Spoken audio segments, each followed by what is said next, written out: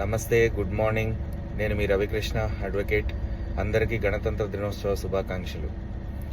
అయితే సంగారెడ్డి జిల్లా కలెక్టర్ గారిని, తర్వాత జిల్లా మంత్రి శ్రీ దామోదర రాజనరసింహ గారిని, తర్వాత ముఖ్యమంత్రి రేవంత్ రెడ్డి గారిని సవినయంగా విజ్ఞప్తి చేయడం ఏంటంటే, ఈ పటాన్చెరు కాన్స్టిట్యున్సీలో 2014 నుంచి 2023 వరకు ఈ ప్రభుత్వ భూములని చిన్న చిన్న పార్ట్లుగా విభజించి 58-59 జీవో ద్వారా తమ అనుచరులకి లేక అసోసియేట్స్కి సంబంధించి రెగ్యులరైజ్ చేసుకొని రిజిస్ట్రేషన్ చేయించడం జరిగింది.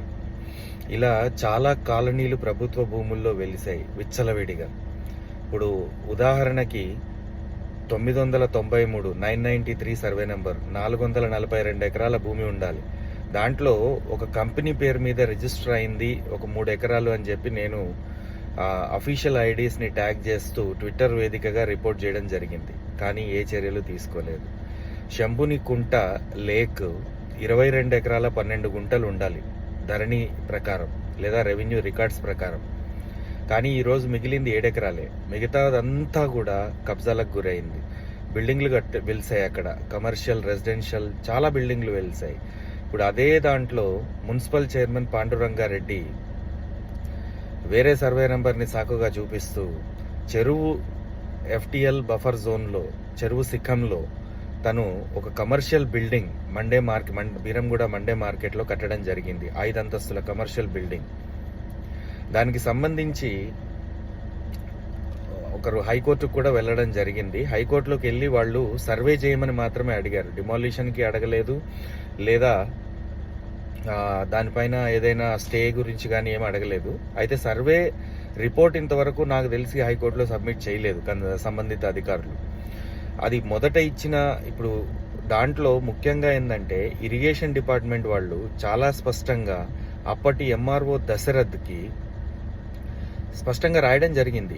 ఇది మా జియోలో కోఆర్డినేట్స్ లేదా లాట్లాక్స్ ప్రకారము అతను కట్టే బిల్డింగు చెరువు శిఖంలోకి వస్తుంది, దాన్ని డిమాలిష్ చేయమని చెప్పాను. తను చెయ్యకుండా మున్సిపల్ చైర్మన్ పాండురంగారెడ్డి గారి వైఫ్ ఇచ్చిన రిప్రజెంటేషన్ని కన్సిడర్ చేస్తూ తిరిగి వాళ్ళకి ఇరిగేషన్ వాళ్ళకి ఉత్తరం రాయడం జరిగింది. మీరు మళ్ళీ కన్ఫర్మ్ చేయండి, దాన్ని బట్టి నేను చర్యలు తీసుకుంటాను. కానీ ఇంతవరకు ఎటువంటి చర్యలు తీసుకోలేదు. ఆ బిల్డింగ్ ఇప్పుడు పూర్తి అయిపోయింది, రెడీ ఫర్ ఆక్యుపేషన్. ఇది తర్వాత ఈ నారాయణరావు లేఅవుట్లో 2014 గౌరవ హైకోర్టు కామన్ జడ్జిమెంట్ ప్రకారము 445 ఎకరాలు ప్రభుత్వ భూమి ఉంది. అది తెల్లాపూరు, అమీన్పూరు, తర్వాత పటాన్చెరులో మొత్తం కలిపి. దాంట్లో నుంచి సింహభాగం కబ్జాలకు గురైపోయింది. ఇప్పుడు శాంతన్ గ్రీన్ పార్క్ అని చెప్పని ఒక 18 ఎకరాల్లో లేఅవుట్ చేసి 355 విల్లాస్ కట్టేసి అమ్ముకోవడం జరిగింది.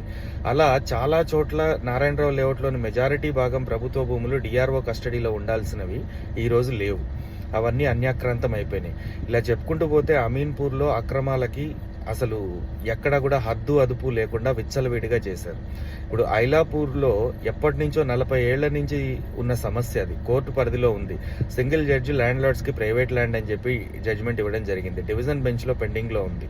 అయినా కూడా 2014 నుంచి నోటరీతోని స్థానిక నాయకులు ఎక్కడెక్కడో వివిధ జిల్లాల్లో నుంచి వచ్చిన కూలి పని చేసుకునేటోళ్ళకి, చిన్న చితక జాబులు చేసుకునేటోళ్ళకి అమ్మడం జరిగింది.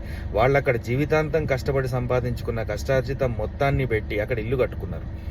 రాత్రికి రాత్రి ఒక 6 నెలల క్రితం వచ్చేసి 1000 ఇళ్లని నిర్దాక్షిణ్యంగా ఇంట్లో ఉన్న వాళ్ళని బయటికి ఈడ్చేసి కూల్చివేయడం జరిగింది. అయితే ఇక్కడ ఆలోచించాల్సింది ఏంటంటే తప్పే. కోర్టు పరిధిలో ఉన్న భూముల్లో ఎటువంటి నిర్మాణాలు చేపట్టద్దు. మరి చేపడుతున్నప్పుడు అధికారులు నిద్రపోతున్నారా? నోటరీలతో అమ్ముతున్నప్పుడు నిద్రపోతున్నారా? వాళ్ళకి రోడ్లు వేసినప్పుడు నిద్రపోతున్నారా? వాళ్ళ దగ్గర ఇల్లు కట్టుకున్న వాళ్ళ దగ్గర ట్యాక్సులు వసూలు చేసిన పంచాయతీ నిద్రపోతుందా? ఎలక్ట్రిసిటీ డిపార్ట్మెంట్కి తెలియదా అది ప్రభుత్వ భూమి అని చెప్పని అక్కడ కరెంట్ కనెక్షన్ ఎవరు ఓనర్ అడిగితే ఇస్తారా, లేక ఎవరన్నా అడిగితే కరెంట్ కనెక్షన్ ఇచ్చేస్తారా? టైటిల్ వెరిఫై ఎవరు చేయాలి? ఎవరిది భూమి అది? ఇప్పుడు నేను నేషనల్ హైవే 9 పైన నాకు కరెంట్ కనెక్షన్ కావాలంటే APSCB, TSPCB ఇస్తుందా? CPTCL ఇస్తుందా? ఏది వెరిఫై చేయకుండా ఓన్లీ వాళ్ళని అన్యాయం చేస్తూ ఎటువంటి నోటీసులు ఇవ్వకుండా రాత్రికి రాత్రి కూల్చేశారు. దీంట్లో కూడా పెద్ద స్కామ్ దాగుంది. తర్వాత సాహితీ ఇన్ఫ్రా 343 సర్వే నెంబర్లో ఎన్నో బై నెంబర్లు వేసేసి చాలామంది రిజిస్ట్రేషన్లు చేసుకున్నారు. మన రిజిస్ట్రేషన్ డిపార్ట్మెంట్ కళ్ళు మూసుకొని రిజిస్ట్రేషన్ చేసింది. ఇప్పుడు అదే సాహితీ ఇన్ఫ్రా అనే ఒక రియల్ ఎస్టేట్ సంస్థ ఇటుక పేర్చకుండా, గుంత తవ్వకుండా పేపర్ మీద చూపించి 2250 మందికి ప్రీ లాంచ్ ఆఫర్ పేరుతో అమ్మేసి 900 కోట్లు దోచుకొని వెళ్ళిపోయింది, పబ్లిక్గా అడ్వర్టైజ్ చేసి. మరి రెవెన్యూ, మున్సిపల్, పంచాయతీరాజ్, హెచ్ఎండిఏ, జిల్లా కలెక్టర్ వీళ్ళందరూ రెవెన్యూ వ్యవస్థ మొత్తం నిద్రపోతుందా? ప్రభుత్వ భూముల్ని కాపాడాల్సిన వీళ్ళు, దానికోసం ప్రభుత్వ ఆస్తుల్ని కాపాడాలని కాపాడడానికి జీతాలు తీసుకుంటున్న వీళ్ళు ఏం చేశారు?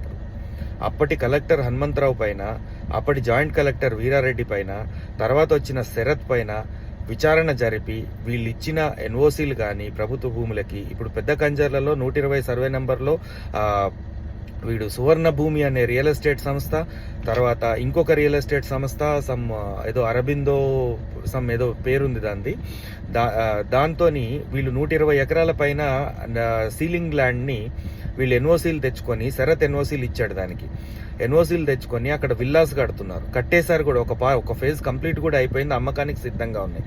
ఎన్ఓసీ ఏ ప్రాతిపదికన ఇచ్చారు? ప్రభుత్వ భూములు ఇప్పుడు 993, 994, 995, 996, 997 ఇవన్నీ ప్రభుత్వ భూములు. దీనికి సంబంధించి ఏదో హైకోర్టు ఆర్డర్ ఉంది అని చెప్పని ఒక బూచి చూపిస్తూ దాంట్లో కబ్జా చేసుకొని కూర్చొని ఉన్నారు. హైకోర్టు ఆర్డర్ ఏముంది? వీళ్ళు హైకోర్టును అప్రోచ్ అయింది ఎందుకంటే మేము ఒక రిప్రజెంటేషన్ ప్రభుత్వ అధికారులకు ఇచ్చాము, వాళ్ళు స్పందించట్లేదని మాత్రం వెళ్ళారు. కోర్టు ఏం చెప్పింది? ఆ రిప్రజెంటేషన్ ని కన్సిడర్ చేస్తూ స్పందించి దానిపైన చట్ట ప్రకారం చర్యలు ఆదేశాలు ఇమ్మన్నది తప్ప భూమిని వాళ్ళ కట్టబెట్టమని హైకోర్టు చెప్పలేదు. మరి మీకు చదువుకోవడం రాదా? హైకోర్టు ఆదేశాలను మీ ఇష్టం వచ్చినట్టు మలుచుకుంటారా? ఈ విధంగా వీళ్ళ దోపిడీ జరుగుతోంది. చాలా ప్రభుత్వ భూములు అన్యాక్రాంతమయ్యాయి. ఇప్పుడు పెద్ద చెరువు, అమీన్పూర్ పెద్ద చెరువు మొత్తం భారతదేశంలోనే ఒక అర్బన్ ఏరియాలో ఒక బయోడైవర్సిటీ లెక్క గుర్తించబడిన చెరువు డౌన్ స్ట్రీమ్లో ఇరిగేషన్ వాళ్ళు డబ్బులకు కక్కుర్తిబడి ఎన్ఓసి ఇస్తే ఆ ఎన్ఓసి ఒక్కటి బేస్ చేసుకొని ప్రీ లాంచ్ ఆఫర్తో అమ్మేయడం జరిగింది. చాలా మంది అమాయకులకు అమ్మేయడం జరిగింది. దాంట్లో 39 టవర్లంట, 4 సెల్లార్లంట డౌన్ స్ట్రీమ్లో. రేపు చెరువు ఒకప్పుడు 600 ఎకరాల్లో ఉండేది, ఇప్పుడు 93 ఎకరాలకు కుదించబడింది. దాంట్లో 63 ఎకరాల్లో నీరుంటే 30 ఎకరాలు మాత్రము వీళ్ళు బఫర్ జోన్ FTL కింద చూపిస్తున్నారు. ఎంత అన్యాయం ఇది! రేపొద్దున పెద్ద వర్షం, ఒక 7-8% వర్షపాతం నమోదైతే చుట్టుపక్కల ఉన్న చెరువు కట్ట తెగి మొత్తం అన్ని వందల ప్రాణాలు గాల్లో కలిసిపోతాయి. దీనిపైన నేను హైకోర్టులో రిట్ పిటిషన్ కూడా ఫైల్ చేయడం జరిగింది. గౌరవ జడ్జి గారు దాన్ని CJకి రాయడం జరిగింది, PIL కింద కన్సిడర్ చేయమని చెప్పని. అది పెండింగ్లో ఉంది. వీళ్ళు విచ్చలవిడిగా కన్స్ట్రక్షన్ మొదలైంది, పనులు జరుగుతున్నాయి, 100 ఫీట్ల రోడ్డు ఫార్మేషన్ జరుగుతోంది. కాబట్టి గౌరవ రేవంత్ రెడ్డి గారిని, జిల్లా మంత్రి గారిని, సంగారెడ్డి కలెక్టర్ గారిని దీనిపైన సమగ్ర విచారణ జరిపి సంబంధిత అధికారులపై కఠిన చర్యలు తీసుకొని మొత్తం ప్రభుత్వ భూములు ఏవైతే అన్యాక్రాంతమయ్యాయో 2014లో ఉన్న ప్రభుత్వ భూమి ఎంత, 2023లో మిగిలిన ప్రభుత్వ భూమి ఎంత, అప్పుడు ఎకరాల్లో ఎంత ఉంది, ఇప్పుడు ఎంత ఉంది అని చూసి దాని ప్రకారం ఏ ప్రాతిపదికన ఇవి మార్చబడ్డాయి అనేది వెరిఫై చేసి దీనిపైన ఒక జ్యుడిషియల్ ఎంక్వైరీకి ఆర్డర్ చేయాల్సిందిగా, సంబంధించిన ప్రతి ఒక్కళ్లపైన చర్యలు తీసుకోవాల్సిందిగా నేను సవినయంగా విజ్ఞప్తి చేస్తున్నాను. ఒకటి మాత్రం ఇక్కడ గుర్తుంచుకోవాలి, స్థానిక ఎమ్మెల్యే, స్థానిక నాయకులు అండదండలు లేనిదే ఎవరు కూడా ఇంత పెద్ద రీతిలో అక్రమాలు చేయడం అసాధ్యం. కాబట్టి వారిపైన కూడా సమగ్ర విచారణ జరిపి తగిన చర్యలు తీసుకుంటారని చెప్పి ఆశిస్తున్నాను. Thank you.